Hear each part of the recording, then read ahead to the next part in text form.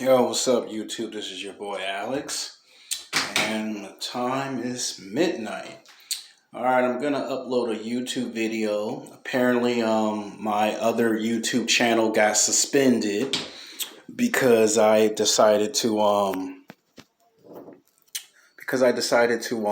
use some derogatory language that was not appropriate for the YouTube community guidelines. It is what it is. It's a part of life. It happens. Every big YouTuber, from what I understand that I've spoken to, have had their YouTube channels suspended.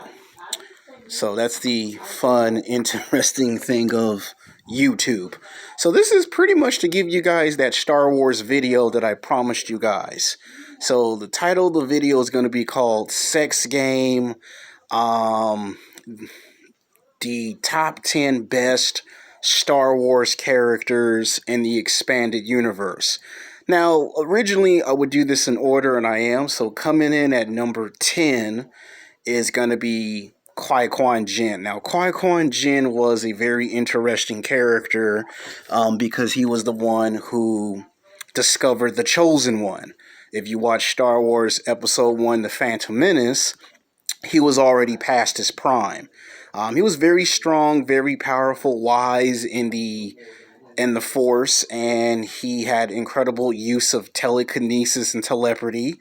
He was pretty good with his Force abilities, very good, and he discovered the Chosen One. Unfortunately, he was beat by Darth Maul, and we never got the chance to see a younger version of Qui Gon Jinn. Maybe in the expanded universe, where he actually shows up in Star Wars Episode 2, The Attack of the Clones, when he's yelling, scream, Anakin, Anakin, no, no. And even later in the story of the book of the Rise of Darth Vader, he comes back as a Force Ghost to pretty much show Darth Vader how to complete the ritual into becoming a Force Ghost. So we never quite got to see Qui Gon Jinn's full potential, but he was an interesting character. Hopefully, if they make Star Wars prequel movies, we'll actually get a chance to see what he could really do. Coming in at number 9 is Obi Wan Kenobi. Now, Obi Wan Kenobi was the one who trained Luke Skywalker in Star Wars A New Hope and came back as a Force Ghost in Empire Strikes Back, Return of the Jedi, and most importantly, he was the one who defeated Anakin Skywalker before his transformation into Darth Vader, and was once trained by Qui Gon Jinn himself. Now, he's a character that's been around in that type of universe for at least 30, 40 years. We're going to get the Obi-Wan Kenobi anthology movie or television show, so it's going to be nice, where we can get that nice callback to his story. Like, they could probably have a scene where he's drinking alcohol and he's having flashbacks to when he was in, having nightmares. Hold on.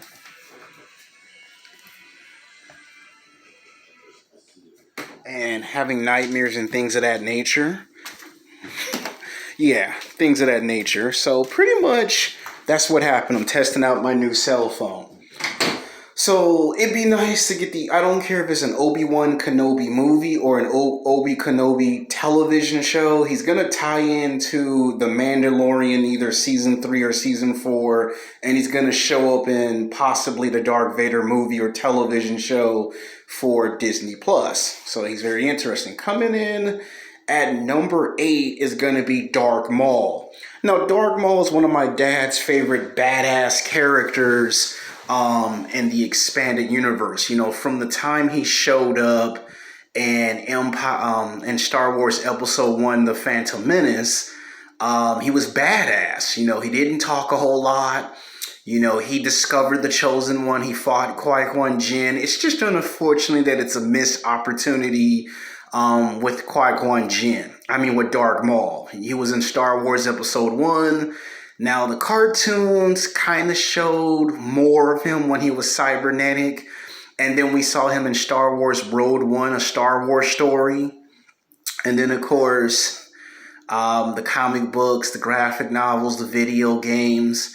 All right, coming in at number 7 is going to be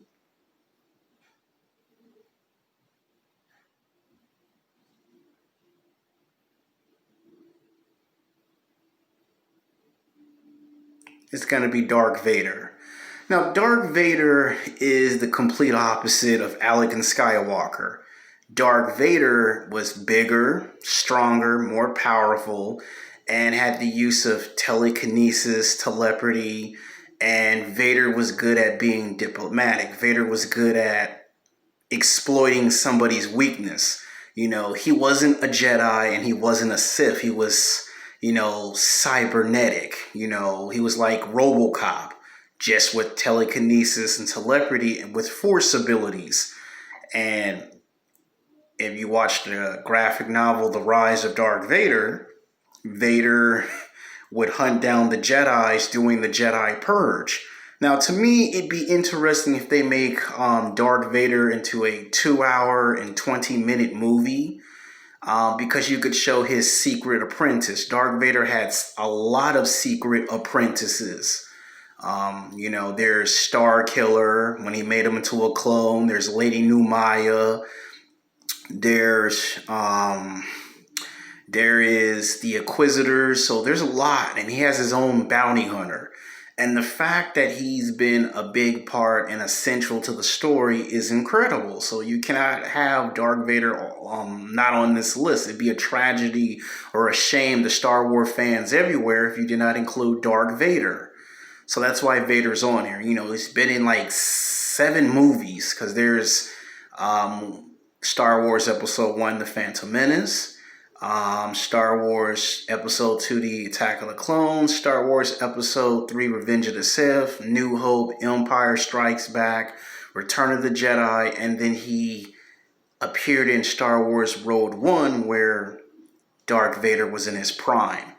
And it doesn't matter if it's a movie, a TV show, we're going to see more of Darth Vader. We cannot have a video called Star Wars without Darth Vader. Now, next person is going to be coming in at number 6. It's going to be Star Killer. If anybody had the most potential, it was Star Killer. He might have not been the biggest, he might have not been the strongest, but he was the smartest, the fastest, and the powerfulest. And he could do things that Darth Vader and as Anakin Skywalker he couldn't do. And the fact that his story was he got to witness his parents being taken away from him by Darth Vader and then being trained by Vader in the Star Wars video game, Star Wars The Force Unleashed 1 and 2, where he was able to use Force lightning. And he became like the second strongest or the second powerful next to the Emperor. And then he soon would be trained as a Jedi, where he would fight Darth Vader twice. Now, I would like for his story to be put in a movie or in a television show, because it would just be so interesting if they did that. So he's one of the best video game characters out there, so that's why he's at number 6. Number 5 is going to be Dark Raven. Now, before there was Dark Maul, before there was Dark Vader, there was Dark Raven. If you ever played the video game of Star Wars Knights of Republic 1 and 2, Dark Raven was kind of like Kylo Ren in a way. So technically I should make Kylo Ren, I would switch Darth Vader from number 7 to number 6, Star Killer at number 7, and we would probably bump Qui Gon Jinn from number 10 to like number 9 and Obi Wan right above him, and put Kylo Ren at number 10 as Jason Solo. But Dark Raven was Darth Vader and Dark Maul before there was Darth Vader and Dark Maul. I'm just stating the obvious. And basically he displayed a lot of abilities. And for him to be Jedi and Sith, and then for him to be split into 2, shows how strong of his potential was.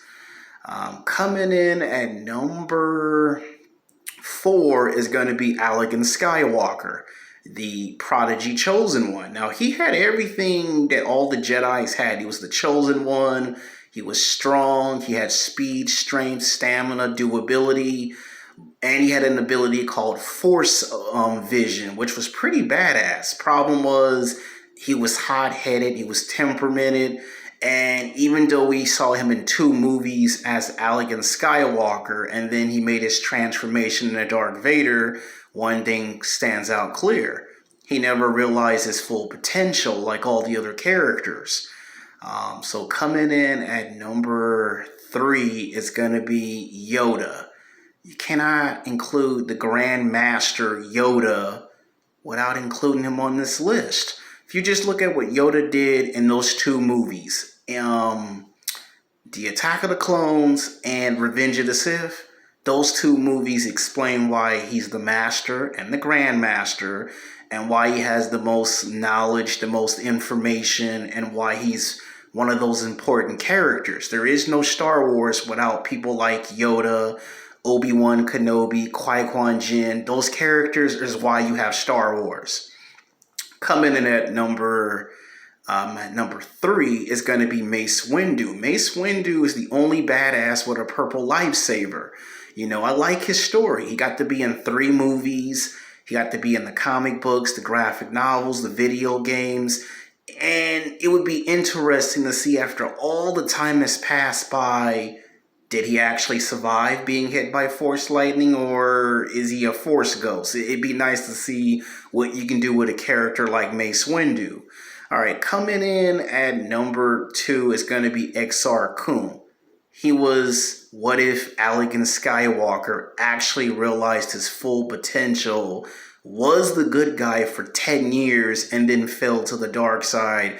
So if you think about it, 30 years before the original trilogy and the prequel trilogy, there was somebody before Anakin Skywalker that did all the stuff we saw Anakin did before Darth Vader.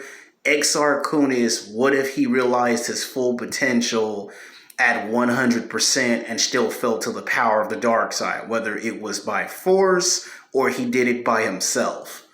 Now, coming in at number 1 is going to be my man Luke Skywalker, the son of the Chosen One, someone who actually did realize their full potential.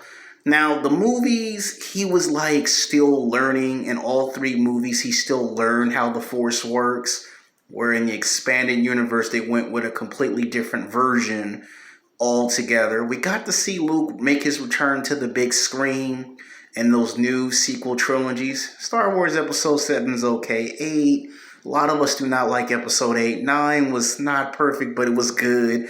And if you bring Luke Skywalker into a television series by Disney Plus and show him when he matured and brought back the Jedi Order, that would be worth watching on Disney Plus. So these are the 10 characters that I picked for Star Wars. So it consists of Jedis and Sith. Until next time, peace.